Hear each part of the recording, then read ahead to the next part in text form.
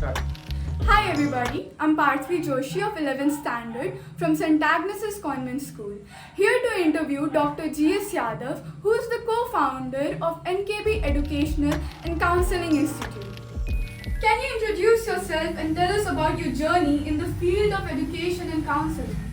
Yeah, myself, the remotest incident which I can recall right now, that is when I passed out class 12 and we were in confusion, utter chaotic situation, which course is suitable for me, either I should go for a dual course at the same time, and ultimately what I did at that time, I asked this question to my one of senior, you can say, residential area people, and who was senior to me, 2-3 years or 5 years seniors to me, and he guided something that was totally against of, say, my potential.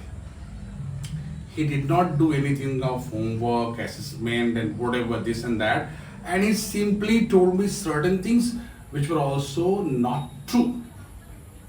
And from that time onwards, say after 10 years of my educational journey, I did the correction, I did my those courses, I got the chance in corporate.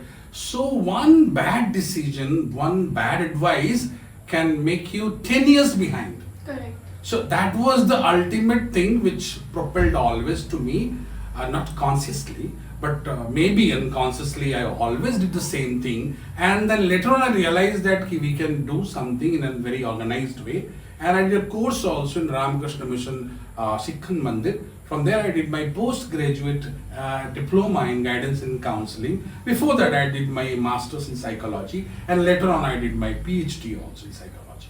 So you can say that incident triggered the entire thing in me, and that's why today I'm here. Oh, well, that's very nice.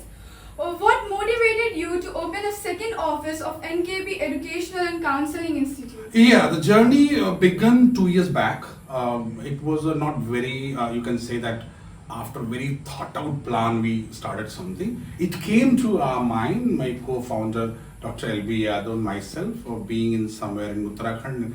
Actually this is the germination of his mind, and suddenly we started working on that concept. Slowly we started. So I having my office for my, say, one of the endeavors, that is I do the legal services also. So what we did, we accommodated NKB first in that same office. We did not go out for a exclusive office for NKB. So it was a shared office. We started journey, and in 2 years, it's all the blessings of Maharajji and everyone, good basis that we are here. We leaps and bounds, we progressed a lot.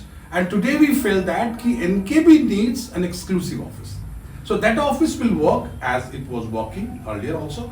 It has been working throughout the last 2 years. But this office will be exclusively for NKB. So here will be the equipments, say a smart, maybe gadgets will be there, where the more videos, more classes and lesson wise videos will be prepared, and we will go for the YouTube on air things and all. You can say the duration will be much more throughout the weekdays also, weekends also. So this way this office is needed, and we need it. Well, certain ideas are which leads us to progress. So how does your academic background influence the counseling and educational services you offer? Yeah, I'll say surely. If somebody having the knowledge of psychology as a subject, so what we are today, whoever, myself, yourself, or anyone else, what we are, whatever we are thinking, we are becoming the same thing, right? Right. So you can say the layman's ideas, we give importance or focus on the outer lines. That means how you are behaving, that is important to me. But what is provoking you to behave in the way, that is not important for a layman's. But any good students of psychology can understand. If somebody is behaving in a particular way, there is a reason. And the reason is in the mind. Right? Yeah. Whatever mind is saying, your body, your every part of the body, your entire thinking system is synchronizing in the same way, you're behaving in the same way, either you're deviating or you're being in a normal behavior, everything depends on the mind. So any anyone who wants to be a good counselor, uh, he wants to give counseling, guidance in any way, it's in a general way or in an educational way or any other way, he must or she must have basic psychology knowledge. Otherwise, if you don't have the basics of psychology, I don't think you can be a very effective counselor or guidance giver. So that's why I feel that my background of psychology has propelled me to be in the better state, where I'm understanding if anyone is coming, all the accolades of the past will not decide your future alone. A lot of current factors are also contributing. So who can assess better way? Who will have the knowledge of psychology? That's why my educations, definitely my educational background, all the journeys, all the degrees and qualifications, my study even outside the barricades of the qualifications, there is a lot of things to run. Or you can say, you can imbibe, you can go through, you can read out, you can see the videos. So if you are a good student of psychology, I think it will help a lot to be a very effective counselor. Well, that was very well explained. And the next question is, what is your vision for the future of NKB Educational and Counselling Institute? Also, are there any new initiatives or projects you're planning to introduce? Yeah, in the next, 5 years journey, what we are saying, we have initiated from a very nascent stage, very scratched way we started. Now we are more organized. We are thinking to have bigger places, more equipped places where we can have the modern facilities where we can make our things live also, and we can contribute in other subjects also, not about the counseling only. If someone say where there is a demand in the market itself, say any student who are in class 12 or in graduation or in masters, always we all need a lot of counseling, a lot of guidance. So the more we can be equipped in the way, either the place wise or the gadget wise, so we having plan to acquire bigger places, to equip ourselves in a better way, classroom wise, lab wise, lab wise, and render our services very effectively, online, offline, both way. So next 5 years we are seeing ourselves in a way where we have a bigger place to accommodate effective gadgets and better ambience to provide the things online, offline, both in a very effective way. Well, I must say that successful people have great plans. So how do you see the institute growing in the next 5 to 10 years? Any advice for aspiring educators or counselors?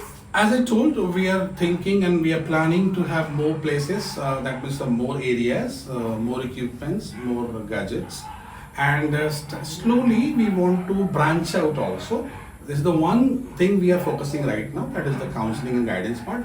Slowly we want to come in the field of direct imparting the educations, either in the field of pharmacy or in the paramedical courses or any diploma and certification courses, which will definitely contribute our efforts in the different segments of branches of study. That is the one thing. For the aspiring educators and or you can say academicians or whatever you can say the counselors, what I'll say from my whatever experience I have, first of all, do your basics good. Go through the basics of psychology, the subject, and try to be indulged in reading by observation the human mind, human behavior, and try to be on the deeper side.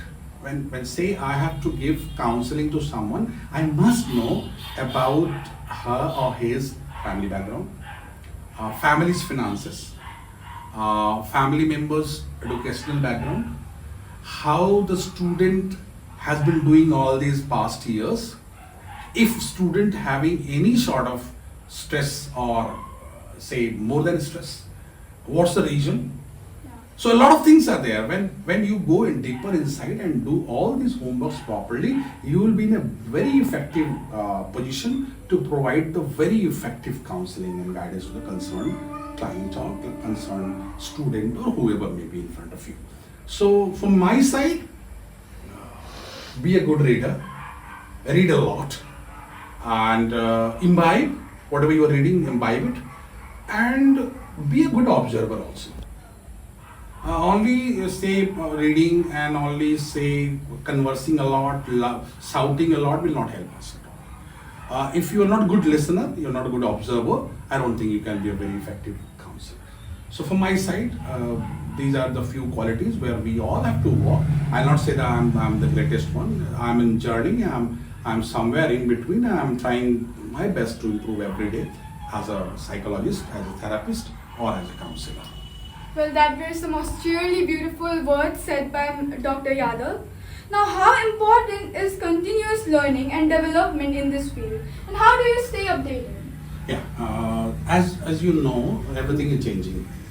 Either technological point of view or even the content point of view. Recent examples, you can say the NEP 2020.